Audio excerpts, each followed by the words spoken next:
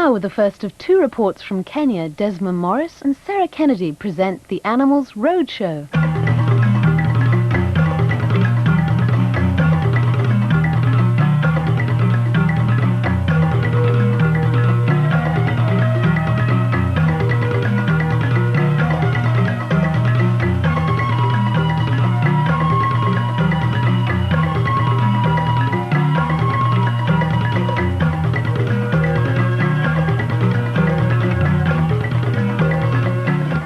Well, this week something new. The Animals Roadshow has come to Kenya. Certainly my first time in Africa, but as you can see from Desmond's suit, he's an old hand.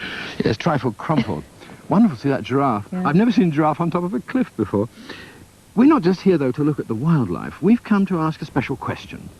If you live surrounded by magnificent game like that, what sort of pets do you keep? Back at home, we have cats and dogs, rabbits, guinea pigs. But what do they keep? Well, we're going to be finding out, but it's a big country. It's going to involve a lot of travelling. I can promise you one thing. Our first visit, in their back garden, they have something very, very large. Yes, even larger than me. Come on. You said it.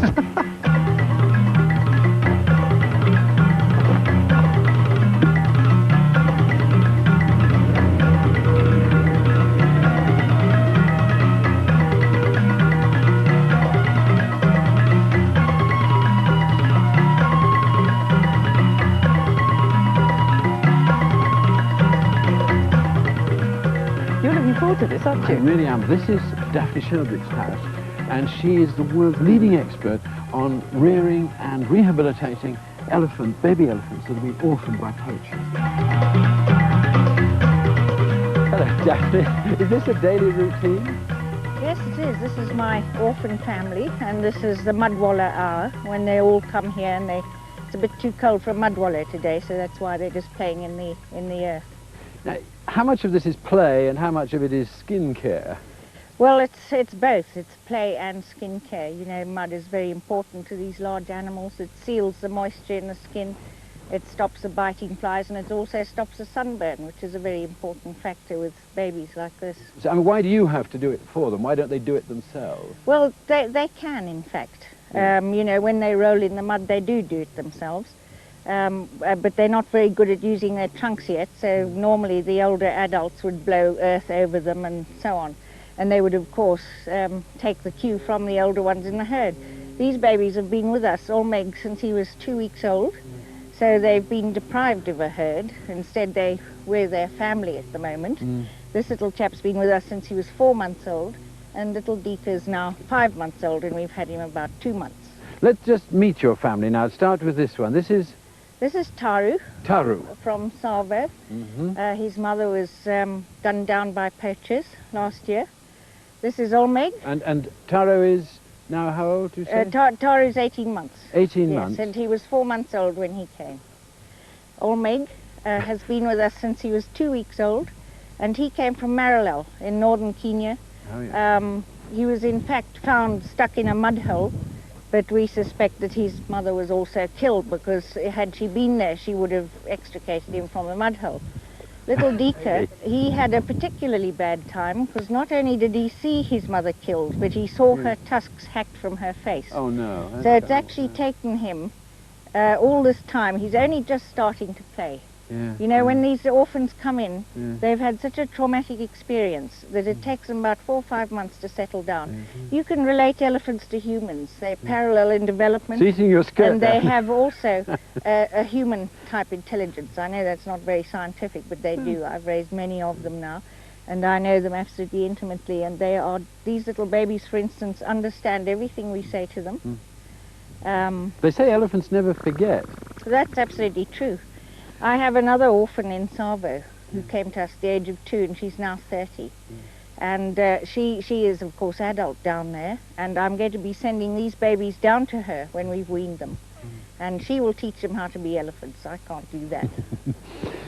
If they have such a good memory, one of the problems is that these scars, these mental scars, are going to last for a very long time. Do you think they'll ever forget what's happened to them? Well, I think one must think of it again in human terms. They were very young when it happened. Because an elephant baby of 5 months is the equivalent of a human baby of 5 months. So those memories, I'm sure, will fade and be superseded by others. That's his smile, incidentally. So we're all supposed to say, good, good, Doris. Well, they've got good reason to be happy now, haven't they? Well, I must say, I'm very proud of these babies because this is the first time I've actually succeeded in raising infant elephants. And an infant is from 0 to 1. Previously, any elephant that came in that was younger than a year old, we could never keep alive because they are so difficult to raise. Because mainly the fat of elephant's milk is so different to the fat of the cow. Yeah. But we've overcome that problem now, so their routine is, another thing I've learnt over the years, is that elephants have a very quick metabolism, and they have to be fed initially when they're this size, from this size until about the age of 18 months, every 3 hours, day and night. So Wow. they're very hard work. And they can never be left alone. The men actually sleep with them at night. Actually, in the elephant's house are bunks slung from the roof, and there are 2 men on duty each night, so that when one goes to mix the food, another one is with them. Because if they're left alone, they get absolutely panic-stricken, having lost a mother. And Now, you'll in the find, daily routine, you let them go out into the bush, don't you? yes, they're in their stables at night, fed 3 hourly throughout the night. First thing in the morning, they let free, and they go with the rhinos and the sheep, who's a very important member of the group, out into the bush with their keepers, and they walk far afield. And we do that specifically because elephants need a lot of exercise. They also need, they're beginning to eat greens now, so they need the variety. And it's important also for the rhinos to leave their scent trails that will become known to the wild population here. What would be the future of these elephants? Will you be able to get them back to wild living again? Yes, I have lots of ex-orphans that are living wild now. There's Eleanor herself, who's actually not wild. She's just voluntarily chosen to stay, keep her links with human beings. I'm going to give these calves to her. She has another 3 orphans with her, and that will be her little unit, and the females will stay together for life. The bulls will be with her for about 15 years, and then they will go off and join the wild bulls like bull elephants do. But we just hope that when these babies are grown in 15 years' time, that people won't buy ivory anymore and that there won't be any more poaching.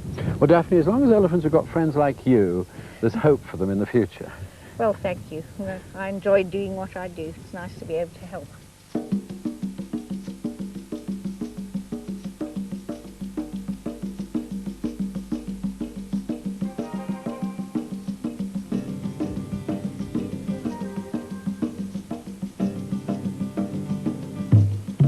Well, I know that we haven't been in Kenya for very long, but we haven't found too many black Kenyans who have pets or companion animals. Now, why is this? Well, one reason could be that their average size family is a lot bigger than ours at home. They can have up to 8 children. That could be one reason. Then there could be cultural reasons. To find out, I'm going to ask Agesa, who's one of the 4 Kenyan SPCA officers, to give me his opinion, really. What do you think? I would think that some people are not kind to most of these animals, especially donkeys, because they don't get milk from donkeys. How important then is the donkey to Kenya? It is very, very much important because it fetches water, firewood, and nearly everything. Do you think Kenyan people could be, well, maybe a little frightened of animals? Somebody did say that to us. Some people are very much frightened about animals, especially dogs, and actually it's the way they were brought up. So mums and dads have said, oh, don't go to that, it's dangerous. Yes, and we just keep off that particular animal when they say that. But Agesa, how can you educate people? Because that's what you're obviously doing. How do you go around and tell them how to treat a donkey? We go around with our mobile clinic and teach people how to look after their animals properly. Do they want to listen? They do listen quite a lot, Yeah. and they are very cooperative. And nowadays we normally go to schools and educate young people how to look after their animals properly. Where did you learn yourself? I went to Britain at the Donkey Sanctuary. This was in 1985, and I learned quite a lot about animals, especially the donkey. Which sanctuary was this and where? Devon Sanctuary under Mrs. Elizabeth Svensson. Oh, very famous. Because she's got, what, 4,000 donkeys? Isn't it? About 4,000 now. So you're very well qualified. Yes. And fancy you knowing Devon. Yes. Did you take the cider? Yes, I did. I thought as much. I thought as much. Yes. So just show me the sort of things that you would teach people about the donkey. We will always go and have a look at the hooves. If they are sort of overgrown, we normally trim them. Then we'll go and look into the sores. If a donkey has got sores, we normally spray them with our purple spray. And we'll have to go and look in the ears if they have got ticks, and also check in the mouth. If their teeth are bad, then we just rasp them. I see. Now, George here, you've got very involved, hasn't it? George has got very involved with your work, hasn't he? Yeah, George is very good. He's just doing this voluntary, and we are paying him extremely nothing. And he's very good with animals, especially the donkey. Yes. Yes. Can I ask you one thing? Yes. Why do you love your animals so much? I love them because animals cannot speak for themselves, so we have to speak for them.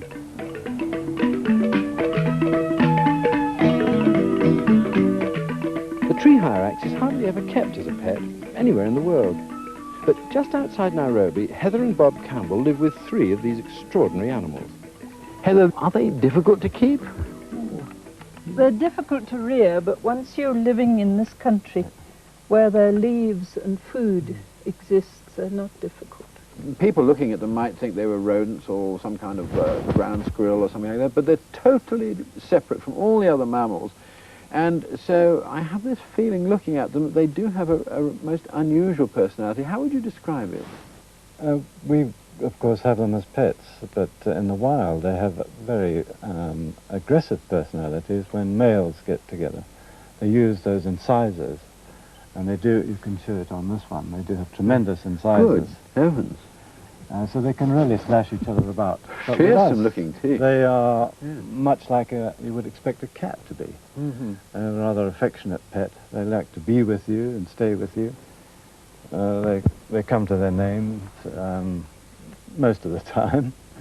And they are the cleanest animal. Now, this is one of the great advantages of these pets, because so many wild animals that people keep as pets make terrible mess all over the place, and you can't house train them. But it's natural for these to use just one place. And I think you even got them using the proper place. I have. They all do it in the toilet. Well, how do they do it? They actually sort of sit on the edge of the toilet? Yes, they sit and do it all in the bowl. I taught them when they were small to use a tin, my first ones, which was not this one. And by tipping the tin into the toilet, they got the idea immediately that that was the proper place. So now, all on their own, you don't have to show, they just, when they want to go, they can literally go off to the toilet? You mustn't shut the toilet on them, or they get desperate. The door into the bathroom, or the toilet lid. Well, that I must say is a great asset for any pet. What are the sort of things that they get up to in the house? I think they can be, cause quite a bit of damage, can't they? Well, we call them the wrecking gang. The wrecking gang? They're very agile. And what have they wrecked? Oh, china, crockery. They regard everything as solid, so if they land on a cup, they really expect it to be solid and not to give way underneath them. They're normally used to climbing on branches that don't give way like that. But they have a marvellous sense of balance. But they grip beautifully with their little hands, and they can go up the side of a window, the side of a door. They can open doors.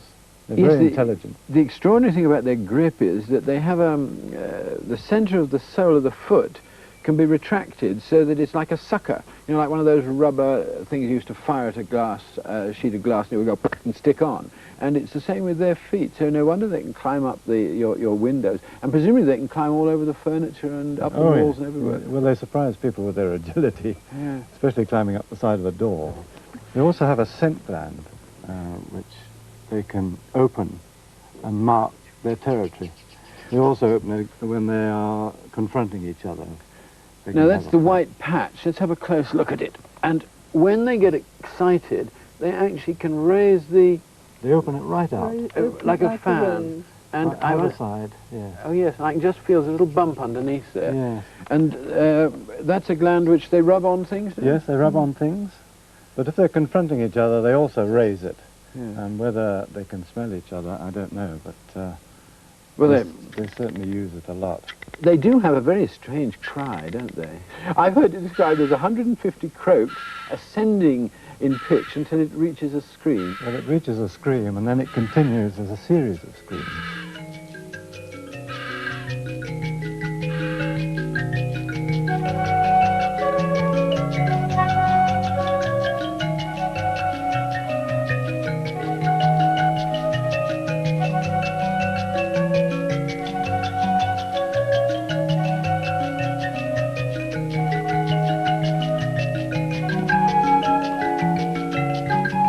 Very remote, isn't it? It's not really my cup of tea. I'd be frightened. It's the only house for miles, but that's what Simon Thompson wants, because he needs to be right away from everybody because of his birds of prey. When you see them, you'll realise how special they are. There he is, over there. Hello, Simon. Hi. Can I shake hands without having my hand carried away? Hi. What's that one? This is a crowned eagle. Look at the feet. Oh, God, it's enormously powerful, isn't it? Huge, yes. I mean, look at the size of his hind talon there. Ooh, I think this is my cue to go into the back garden and look at some more smaller birds. I'm not very good with birds, Simon. Sure, there's some really lovely black sparrowhawks in the back there. I'll go and find them. See you you in a later. minute. Okay. What is this particular one? It's one that we're not very familiar with in England. He's a crowned eagle. He's a true forest eagle. Here in Kenya, they really are quite common, or previously were very common here. Any standard riparian or true forest had these eagles. He's built like a true forest eagle. He's got very short wings, long tail, so he's actually built like a gigantic goshawk. And with the power in those feet, what would he kill? Well, in the wild, these things take anything up to 40 pounds really quite frequently. What sort of animals? Well, Harvey's duiker, common duiker, Sunni. These are all small antelopes. Small bush, yeah, antelope. The eyes are so striking on this bird, and of course their vision is amazing, isn't it? Well, his eyeball is actually bigger than our own, and the head... His eyeball's bigger than a human eyeball? It's bigger, yes. There's hardly any room for brain in there. They're all eye? All eye. Actually, the eyeballs will meet in the middle. So you've got a tiny brain stuffed in the back there. and with those eyes, the visual acuity is amazing. How far away could they spot their prey? Well, I'm sure they can see something the size of a hare at about 4 kilometers away, 2 miles away. 2 miles? The thing that's just been found recently is that they've got a way that they can actually zoom their eyeball in and out, so the focal length does change on the back of the retina. Whereas before everybody said an eagle can zoom in onto something. Yeah. Everybody said, no, they can't, but in fact they can. They have special muscles that will contract a whole lot of bony plates around the iris, so the focal length changes in and out. Extraordinary. I didn't know that. That's a recent discovery, is it? Well, yes, really, within only the past 5 years or so. What's your main activity? Rehabilitation? Rehabilitation, yes. I do make the excuse of flying my birds for fun, but I also think it's extremely important so that you can assess whether they're capable of release.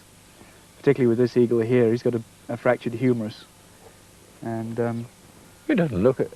He looks all right. But you see, there's a sort of bit of fluff on his back there. Oh yes. So he's really not capable of complete release. I mean, I have flown him, I have hunted with him, and but the idea of him being able to cope every day and feed a mate, it's impossible for him to do that. I've actually now just got a female crowned eagle, and I'd like to breed with them. No, it's not just the pleasure, although obviously you are fanatical about these birds, but you're also doing a lot of serious zoological research. Yes, more and more trying to get the local populace here, keen on raptor conservation.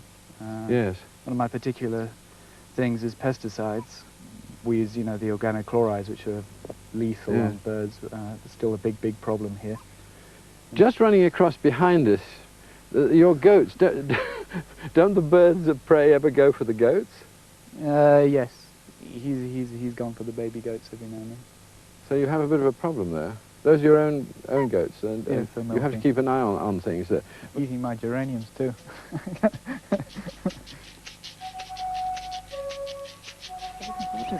Well, in a moment, we're going to meet the fastest living land animal in the world. It's the cheetah, one of my favourite animals. It can get from 0 to 45 miles an hour in 2 seconds. Good heavens. And then it can get up to 50, even 60 miles an hour. It's the fastest thing on Earth. Nothing's safe when the cheetah goes hunting. Thank you very much, Desmond. There aren't many more of them left, though, are there? About 25,000. Well, Davina Dobie's got one. It's called Chaos, and she assures me I'm not going to be eaten by it. That is the original handful. Doesn't want to sit down today? No. How long will you be able to carry on holding him? I should think another 2 months and then it's Too heavy? impossible. But you're not in any danger? Yes. In what way? Well, he can slap me across the face. He's got incredibly powerful paws. You wouldn't mean it, though? You wouldn't... No, not intentionally. Just sort of... Whap. Yeah. He's a remarkable animal. The obvious question is, how did you get him? Well, the story I was told by the game department was that his mother deserted him, and the other 2 cubs, there were 3 cubs, were trampled by buffalo. Actually, the mother deserted him afterwards. This is what I was told. And the game department picked him up after 3 days of people just sort of seeing him on his own, which is unusual that they last so long in the wild, because usually vultures or lion get them when they're that small. And he was only 1 month old, and he was the size of a small cat when I found him. And I found him in their radio room in the game department. Tiny little thing, outsized head, had no food for 2 days, and offered to give him a lift back to Nairobi because they wanted to take him to the orphanage. I rang up the director of wildlife and asked him, could I look after him? Had you ever done anything like this before? No, never. Weren't you a bit worried? I would. Yes, very. For 2 months whilst I had him in the beginning, I like felt a new mother. Yes. Well, then the second obvious question is, you can't keep him here forever because presumably you want to put him back with his own kind. Is that true? I'd like him to go to a ranch where he's got a chance to hunt. I mean, his instincts are definitely there. Contrary to what a lot of people say, that, you know, they need their mothers to teach him. He's bowled me over a few times, just in the way that, you know, he chases after you and he just knocks you over with his paws, which is what they do when they're hunting. What if you had to say, what have you learnt about cheetah? Because as you've just said, you started off... That's one thing, is that they definitely have incredible natural instincts. I mean, I think he can get away even without a mother. I definitely think he'll hunt. What about your other animals? Because they all seem to live quite happily. I mean, does he have a go? The horses' tails are a bit of a problem, you know, because their eyesight is very bad. They can see very long distance, but they can't see close up. How does he get on with the dogs? Very well. From the first day, very well. Do you ever ride the horse and the cheetah goes along? Usually most evenings. Really? Yeah, every day I try to take him either running or riding, because he needs it, obviously, and often on pistol. Are you ever worried that he won't come back?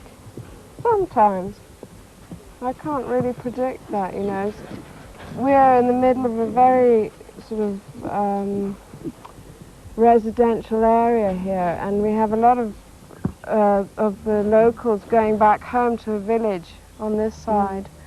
And we actually ride out there, and sometimes he's tended to follow the wrong people.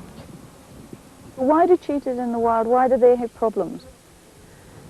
I might be wrong in saying, but as far as I know, in about the 1930s, the cheetah population went right down. If it was because of hunting or disease, I'm not sure. But then they interbred. They came down to a very minimal population, and they interbred. And then when they did a study on the cheetahs, they found that the genes were all intermixed, and that these cheetahs in Kenya are actually very small and are very prone to a disease called rickets, which is in the joints, and it's caused from a lack of calcium. Have the tourists helped matters much? Some people do say that they've intruded in that the cheetah hunts in the day, doesn't it? And tourists have intruded on wildlife here like they did in Europe. I mean, there's nothing left in Europe, and I think, you know, the day will come when one day we'll be saying to our kids, you know, that when we were alive there were cheetahs or elephants or whatever. I mean, it's going to happen. It's inevitable. You're going to miss him terribly when you have to give him back. Yes, but I mean, it's going to be heartbreaking. But I was warned of that, and I knew it right from the beginning.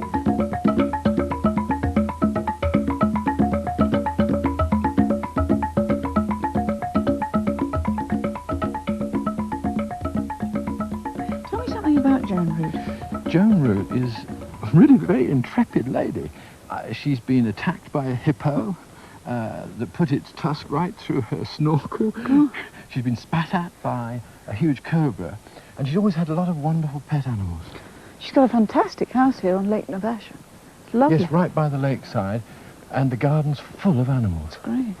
And what are we going to see? A huge porcupine. It's her favourite pet. Joan Root, I once had a porcupine, but it wasn't as tame as this. She really is amazingly friendly. She is, and she really loves people. She loves to be stroked and... And she's licking you. Yes. And she's making this lovely snuffling noise. Yes. Does that mean she's very happy? Yes, I look upon it as a laughing noise. It's a lovely noise. Oh, dear. Oh. And now licking away again. Is that to get some salt from... I don't know. It's just friendly, I think. Yes. She has a very rough tongue. Now, she's put her quills up. And it's when she puts... I think that's because I'm a stranger. And she wasn't quite sure whether I was going to tickle her or not. But when I tickle her on the head, the quills go down. And they go down when she gets happier. And then if she gets a little bit alarmed, up they come. Yes. She can react very quickly. And you have to watch out for the quills. Sometimes they just suddenly come out. Yes. Come out. She's pushing in between us here. This is the biggest of all the porcupines. I believe so, yes. I think it's the same all over Africa. Mm. There's two, a northern race and a southern race, but they're basically the same size. With the great crested. Yes. And how old is she? 11 years old now. 11? And how long have you had her? I've had her for 8 years. Yes, So what was her full story then? Well, she was obviously lost, and this lady was out with her dogs on a walk, and the dogs got very excited suddenly, and she investigated the bush, and there was this baby porcupine in there, so she looked after it for a few years. Yeah. And when they were leaving the country, they asked me if I'd like to take her over. And She is. I love this noise. Now we can see the quills coming up. And of course, if she didn't like me, she'd back into me. She would, Very yes. fast. Now you can see also the hollow quills, the rattle quills at the end. Yes, I'll point to them. And say, those, yes, I can see that there are no tips on them. They're completely hollow. Yes. When she's angry and she shakes her tail, they make a tremendous noise. It's rather like a rattlesnake noise. So it's the same sort of warning as a rattlesnake. Yes. And if you don't take any notice of that, that's when she backs into you. Right, you could say that. And if she backed into you with those, you'd know it. Now these long ones are in fact feeler quills. Oh. They act like I've never seen them this like close a cat's before. whiskers. You see, they don't have sharp ends. Yes. In the confines of the burrow, she can feel around. Like a cat's whiskers. That's right. To yes. tell her the size, the shape of the space she's in. Yes. She's licking me now. Do you want to lick my hand? Come on, lick my hand. You'll see how rough her tongue is. Let's see. Oh, yes. Oh. Ah. She's great. What a wonderful face she's got. Now, if, oh, yeah. It's like having sandpaper brought across the back of your hand. I was just going to say, if she sticks these quills in and then runs off, they're detachable and they stay in you. Yes. Yes, the root is very shallow, and when they stick the quills into some animal that's attacking them, the root comes out and the quill stays in the animal. And they regrow them? Oh yes. In fact, if we look here, we'll see some new one. There's a new one growing. Oh yes, tiny little. Yes. Prick, just coming out. And that one's, look, that's 4 inches long. That's a new one. Yes. Yes, there's all kinds. And she. She's getting interested in me. All right, hello. Are you coming to see me? All right, come on then. You are friendly. Hello. And she never nips you. No. Oh, you're very friendly. Yes. Whoops. I think I did something wrong again. I don't know what it is, but of course I am a stranger, and it's remarkable that she's. No, she loves everybody. She's really very, very friendly. Just the quills keep coming up every so often, as if she sort of feels maybe she ought to threaten us, but she doesn't quite feel like it. It's just excitement. And there's the great crest of the great crested. And those are just soft hairs. And of course the quills are only hairs, really, Yes, aren't they? Just yes. very, very large, stiff hairs. Adapted hairs. Well, how would you describe her personality? Oh, she has a wonderful, really very friendly personality. In the wild, they live in little family parties and are very sociable. Yes. And this is why she's so friendly with people. We're her extended family. Well, Joan Root, thank you for introducing us to Checky. Checky. The great crested porcupine, a wonderful character. We've stopped for a moment at the beautiful Thompson's Falls, and look what I've found. This is Richard Attila, and he's a specialist with chameleons. Yeah. How many have you had, Richard? About 7. I have 7. Mm-hmm. Yeah. And when did you first start keeping these as pets? Since 1971. Since 71, so you're really an expert now, huh? Yeah. Why do you like them so much?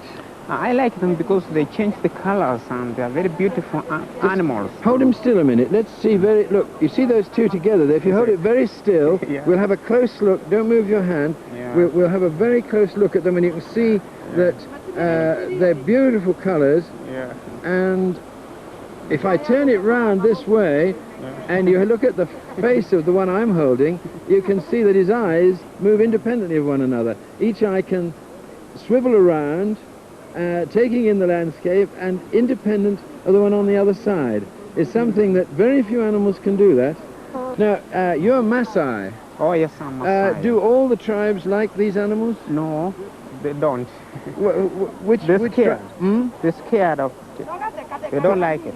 Why are the Maasai so brave with animals? They are, aren't they? Because we live with them in the forest. We live with the animals in the forest. I can see they're very well fed. They're nice and fat. Yes, that's what I do. Yeah. I always find the insect for them in order to stay in a very good health. Yeah. They bear in the young ones, about 5 or 10 young ones. Is that you said that one is the baby from this one? Yeah. This is 1 week. 1 week old? Yeah, 1 week. They've grown very quickly. Yeah, and this is 9 months. This is a 9-month-old one? Yes. People think they're ugly. I think they're beautiful. Yeah. Richard, thank you for talking to us. Yeah, thank you.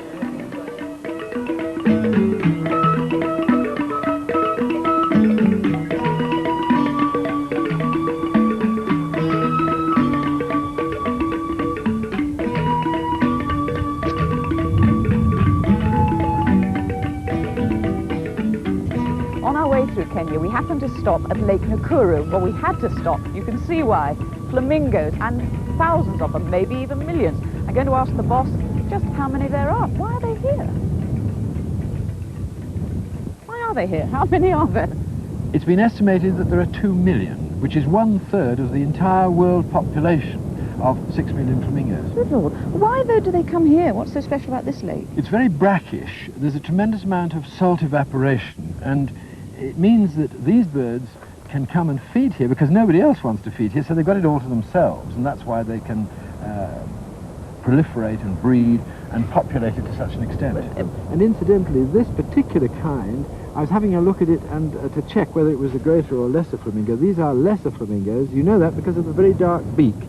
The bill is a deep crimson colour, and from that I know that this is the lesser flamingo, which is the most common one. There are about 4.5 million of these, this particular species, in the entire world, and then there are 3 other species that make up the other 1.5 million. I said there are 2 million of them here. I think I better count them to be sure. You just do that. In the meantime, I'll say goodbye from the two of us. Goodbye from the Animals Roadshow, Kenya, Africa. 1, 2, 3, is it going to take ages? 4, 5, 6, 7, 8, 9, 10, I'll never finish. 11, 12, 13, 14, 15, 16.